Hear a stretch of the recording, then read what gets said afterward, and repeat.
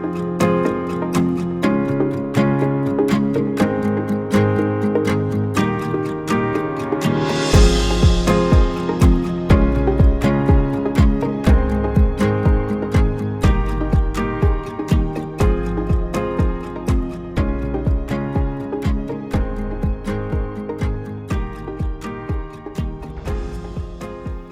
Bona. How are you doing? Good. Fantastic. It's great to connect with you today. Yeah, same here. I trust you've had an awesome weekend so far. Yep. Well, Yeah. the weather is very good. Temperature is So, good. I'm wearing t-shirts. Yeah. Wearing slippers, so it's good. Yeah. No jackets, no No. boots, no snow outside. Nah. You can't ask for more. We can't ask for I anything can better than imagine. this right now. Not at the moment, no. No. At the moment, no. Nice. Okay, so welcome to Level Up by Africa Extended. Level Up is a program where we talk about immigrants and careers and how we are moving forward. Yep. And as somebody who is, one, an immigrant, two, a professional, three, a recruiter, you kind of check all the boxes, right? No, you have many things going for you in this particular case. You got a lot going for you, man. You got a lot going for you. Oh, yeah. So, we will just be talking about how, we can, just sharing your own experience, basically, one as a professional, your backstory, and then tell us what you think about how people can level up their careers in that sense. And to me, what level up means is basically taking your career to that next level and that next level and that next level until you get to what you consider a pinnacle for yourself. Yeah.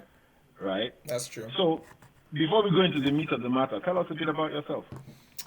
Well, I wouldn't know what to say about myself, right? But apart from the fact that, well, I'm like every other person, right? Immigrated to Canada because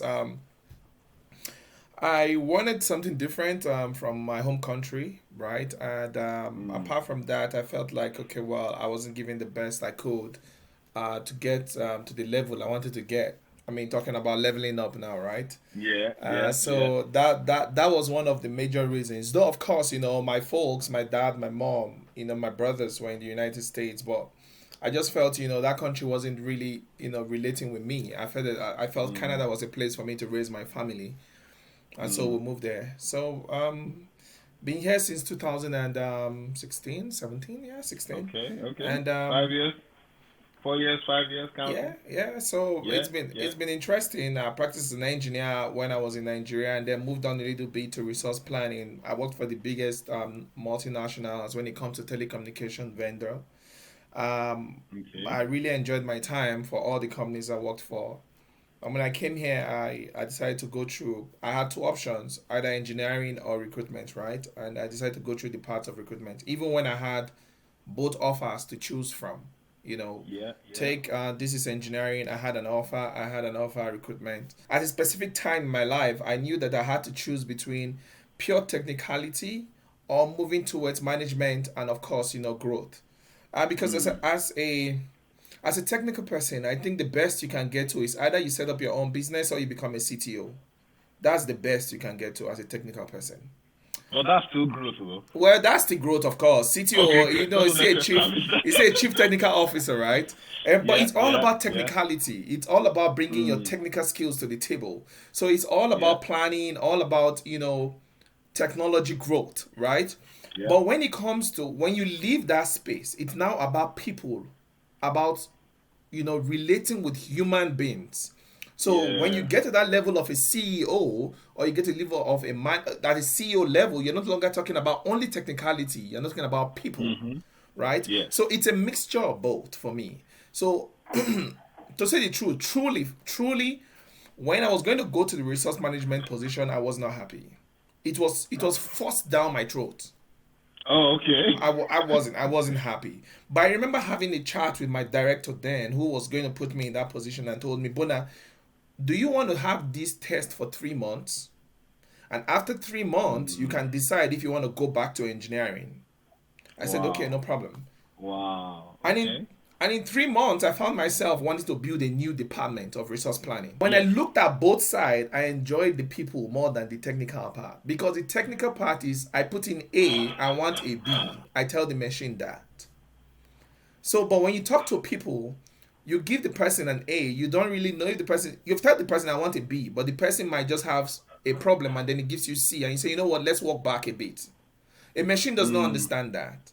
So that's Yeah. where I think it really told. I mean, I started thinking that I really will probably enjoy people. So when I moved, when I finally made that jump, decided to make to come to Canada, the immigration part.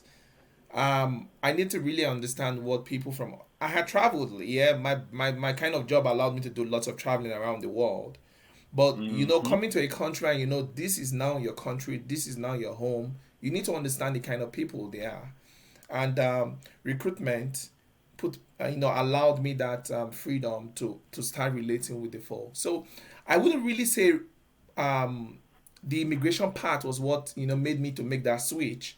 It was just something that's already been in me, being the fact that I was already a resource manager, managing close to 3,500 people, Oh, and okay. so I just knew that that was the path I was going to go with. But let's talk about culture.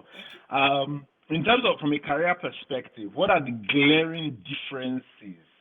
Let's start with the similarities so that at least we know that these are the transferable skills.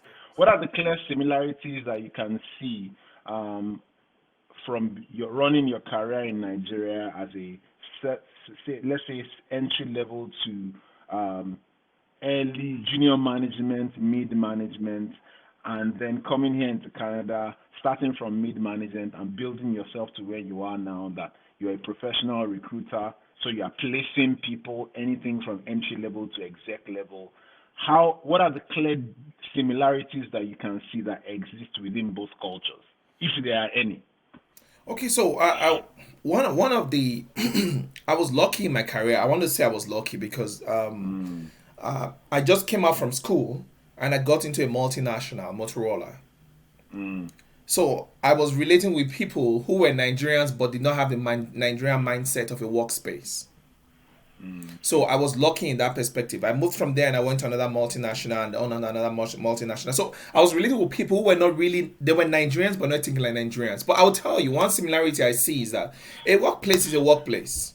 You just need to understand the environment. You just need to respect the rules of the office.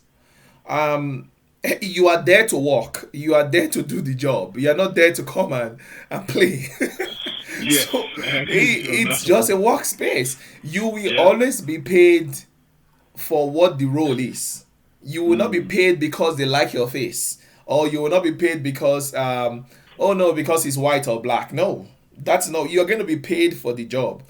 Be sure Yeah. that no company will make a loss on you. So if they put you in a company and you're not bringing profit, be sure they're going to let you go. You're on your way out. Exactly, you must bring the Mm. profit.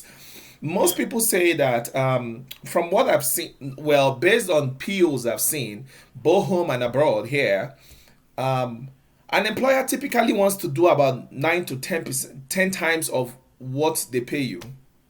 Typically. Wow. Okay. So if he cannot do it, it's difficult to want to play around with that number, right? They want to 5x to Mm. 10x on you if they pay you on a salary. They want to make more than that. So it's just Mm. typical. So CEOs are same. The mentality is same. They are hunters. They want to make money. Yeah. Then of course, like I said, it's a workplace. Don't go to a workplace and feel that you can go sleep and be lazy around and then expect that they're going to pay you. So, but the difference is here is that the the people you're coming to meet, or the people in Canada, or the people in the country you go to, they have their own culture. Like Mm. how we call it here in Canada, I call it Canadian culture. Experience. Yeah, the Canadian The experience. Canadian workplace Yeah, experience. I used to wonder, did they used to teach these people Canadian experience in school? I don't know. Like how I used to say when I was recruiting in Nigeria and I see a manager says, "Oh no, the guy that is too young from school, he does not have work experience." My first question to the manager is, did they teach them work experience in school?